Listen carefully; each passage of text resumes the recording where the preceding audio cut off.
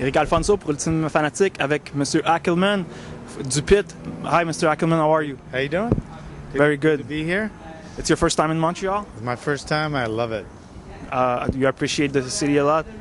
I love it. It's a beautiful city, beautiful people. We love it. How did you came to reach out the American Top Team to help Chuck Liddell get ready for this fight? Laborio is a good friend of mine, and he gave me an invitation, and I realized I needed some help, and I called American Top Team, and they helped me. Was it a hard decision for you to reach out for that collaboration with the American Top Team? No, not at all. It came, as soon as he offered it, I knew I would take it. I've been looking for help for a long time. I've been needing help for a long time.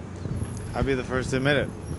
And I've heard that the first time you met Chuck, it was he was training at another school, and he was brought by his teacher to fight you. How did that go? Did you sparred with him? You ended up fighting with him? Yeah, it was a kind of a sparring, fighting type thing, and he's been training with me ever since. That was 16 years ago. And about that fight, was it MMA style fight or more like karate kempo fighting? It was a combination of both. It wasn't kempo karate type fighting. Probably wasn't quite MMA, but it was just a lot of banging. And we know like the pit and Liddell is a synonym. But can you talk to us about other fighters we can expect to see grow out of the pit? We got Antonio Banuelos, a 135-pounder who's going to drop to 125 eventually. Is doing great.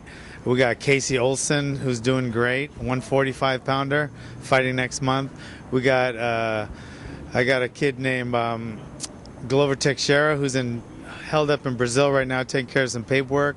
But when he comes back, he's the one that knocked out Sojuku. When he comes back, he'll be a force to be reckoned with. I got Luke Rittering at 170-pounder. We have a really small team, about 6 people, and they're all really good fighters.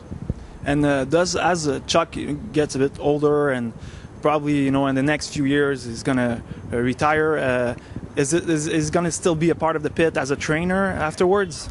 Yes, that's the deal. He likes traveling and training and working corners a lot more than I do. He's a little busier than I am right now with his career, but when he's done fighting, he's going to take over a lot of the traveling and training of the fighters. Well, Mr. Hackleman, good luck with your fighter, Chuck Liddell, and with the pit. Thanks a lot for your time. Thank you. Thanks a lot.